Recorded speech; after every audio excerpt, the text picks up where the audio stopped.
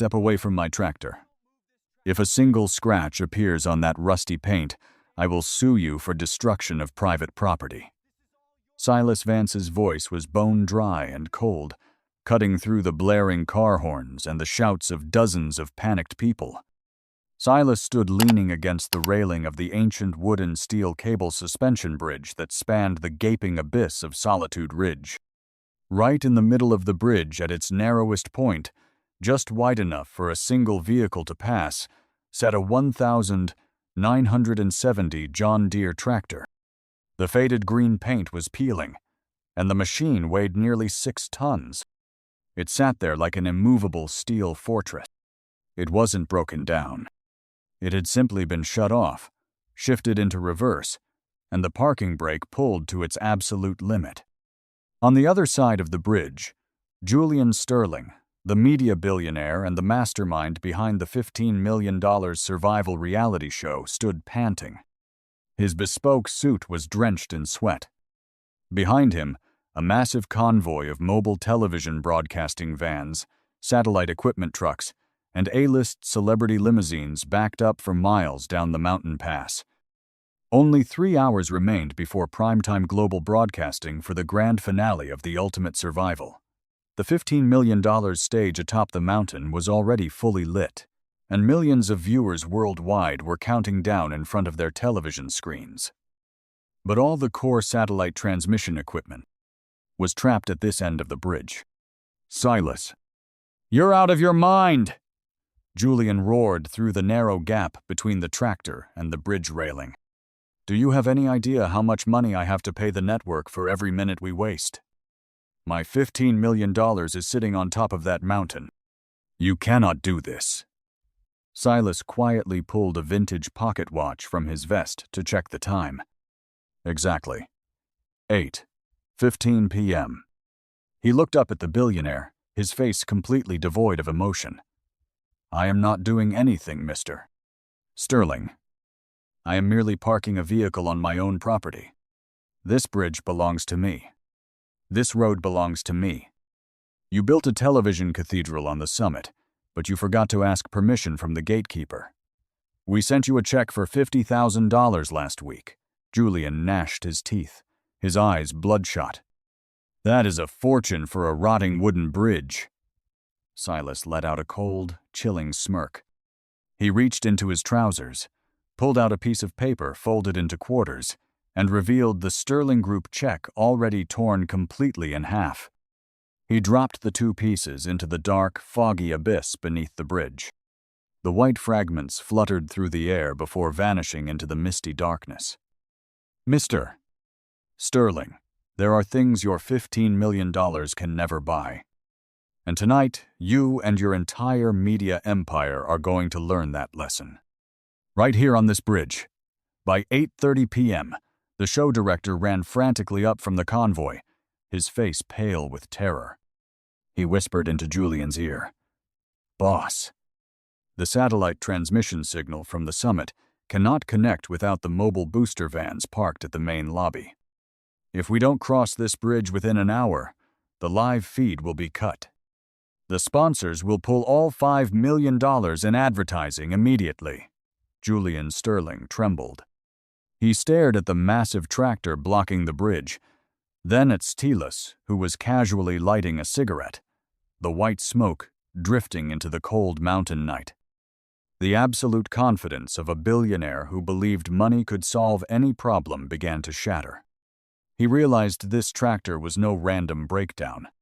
It was a perfect trap, set long before the first brick of the resort was ever laid. Watching the men in expensive suits slowly lose their minds across the bridge, Silas narrowed his eyes. His memory drifted back 4 years.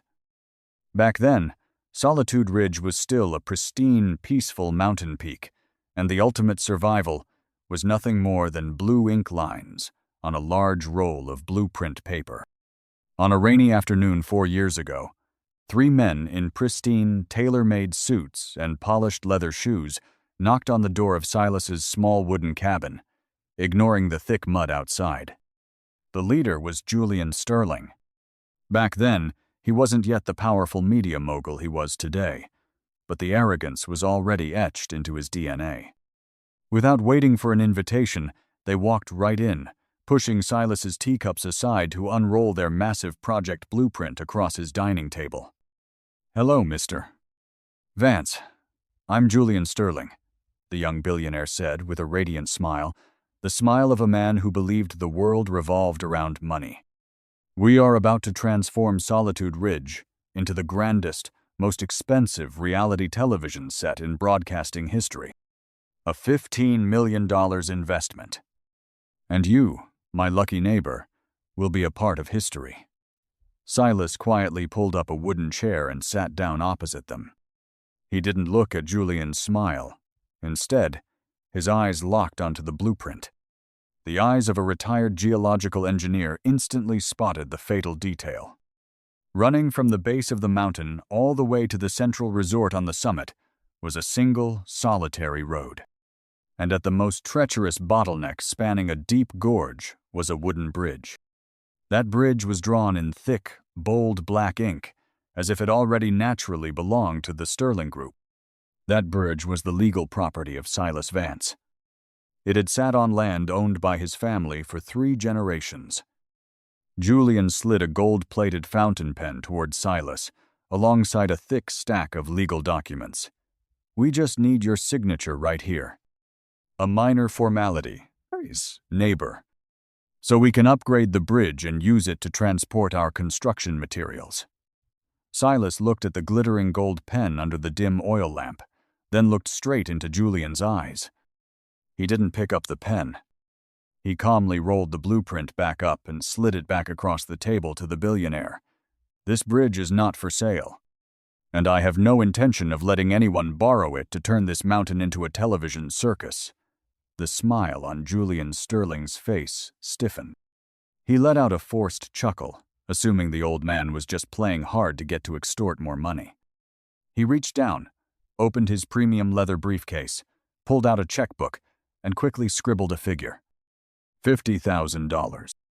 For the right to use the road and the bridge for 5 years. "Mr. Vance, this money is enough for you to buy a whole new ranch down in the valley. I spoke in plain English, Mr. Sterling," Silas said, standing up, his voice dropping into a tone of absolute authority. "The bridge is not for sale. Not for any number of zeros you want to add to that check. Take your blueprints out of my house." Julian's smile vanished. He stood up, his eyes narrowing threateningly. He retrieved his gold pen and glanced around Silas's weathered cabin with open contempt. "Everything in this world has a price, Mr. Vance. You will soon realize that your stubbornness is a very expensive mistake."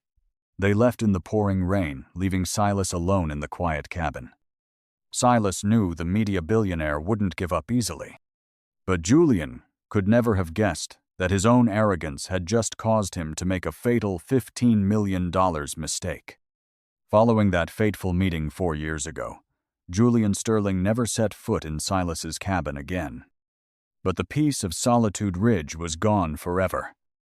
For the next 2 years, the valley beneath the mountain rumbled with the roar of heavy trucks carrying cement, steel, and hundreds of workers.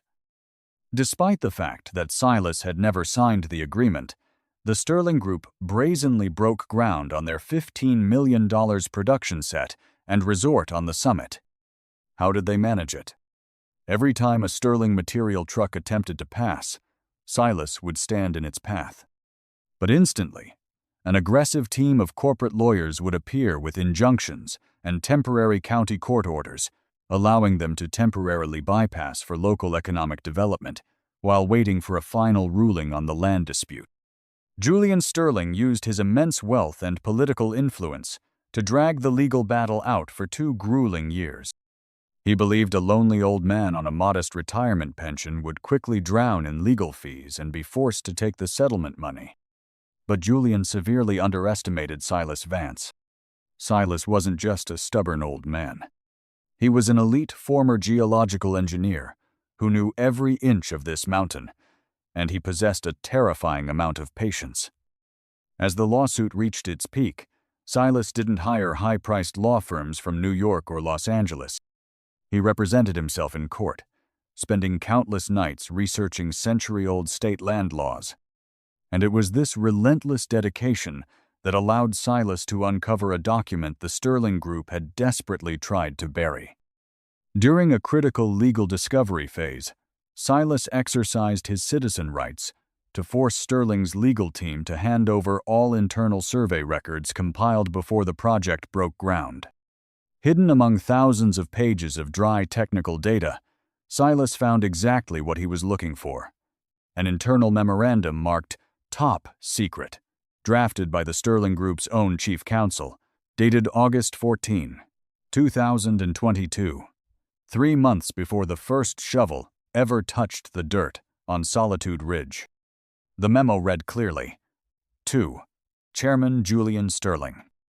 A historical title search confirms that the wooden bridge spanning the canyon is the absolute and legal property of Silas Vance under the Land Decree of 1892. The corporation possesses no legal basis to force an easement or eminent domain over this land. Urgent recommendation: do not commence construction on the summit until a written agreement is secured from Silas Vance. Proceeding with construction will place the $15 million project at absolute legal risk. They knew. Julian Sterling and his entire board of directors knew perfectly well before a single clod of earth was turned that they did not own the only path to the top of the mountain. There was no misunderstanding, no mistake. They had simply gambled. A $15 million gamble, based on the arrogant assumption that once a massive luxury complex existed on the mountain, no judge would dare order its demolition, and the old man at the bottom of the hill would eventually take their money and step aside. And now, standing on the windswept bridge in the middle of a live global broadcast, Silas was about to show Julian exactly what that gamble was worth. Back in the reality of the live broadcast, Silas's pocket watch now read 9:15 p.m. Exactly 45 minutes remained until 0 hour. The chaos on the other side of the bridge had spiraled out of control. The sirens of the television vans wailed continuously. Famous celebrities stepped out of their limousines, their high heels sinking into the wet mud, their heavily made-up faces now twisted with anxiety. The show director sat on the curb with his head in his hands, while his assistants screamed into their phones, trying to explain the disaster to furious corporate sponsors. Julian Sterling had lost all of his usual elegance. He ran to the edge of the tractor, gripping the wooden railing of the bridge, his voice raspy and caught between begging and absolute desperation. "Silas, I am begging you. Name your price. 100,000? 500,000? I will sign the check right now. Just start this tractor and back it up 5 meters. Just 5 meters." Silas quietly took one last puff of his cigarette and flicked the ash into the deep abyss. He looked at Julian with pure pity. "Mr. Sterling, I told you 4 years ago. This bridge is not for sale. The answer remains the same tonight. There is no number in your checkbook that can move this tractor." "Why?" Julian screamed, tears of rage finally spilling over. "What do you gain from this? You are destroying the hard work of hundreds of people. You are ruining a $15 million project." "I didn't ruin it, Julian," Silas replied calmly, his voice ringing loud against the howling mountain wind. "You ruined it yourself 4 years ago. The moment you drew your blueprints over my land, the moment you ignored the warning of your own lawyer. You believed money could trample over the law and the rights of others. You bet $15 million that I would break. And tonight, you lost. Exactly 10 p.m. Instead of the spectacular live imagery of the ultimate survival finale, with its dazzling lights on the summit of Solitude Ridge, millions of viewers across the globe saw nothing but a black screen with the text, "Technical difficulties, transmission interrupted," but the news could not be stopped. Reporters from rival television networks had been arriving at the base of the bridge for hours. Cameras flashed and rolling feeds captured everything. The image of a notorious media billionaire standing in the mud, begging an old man beside a rusty tractor blocking a bridge, instantly flooded the internet and social media.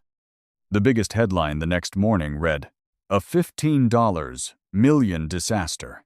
Live reality final halted by ancient tractor." The collapse occurred with the speed of an avalanche.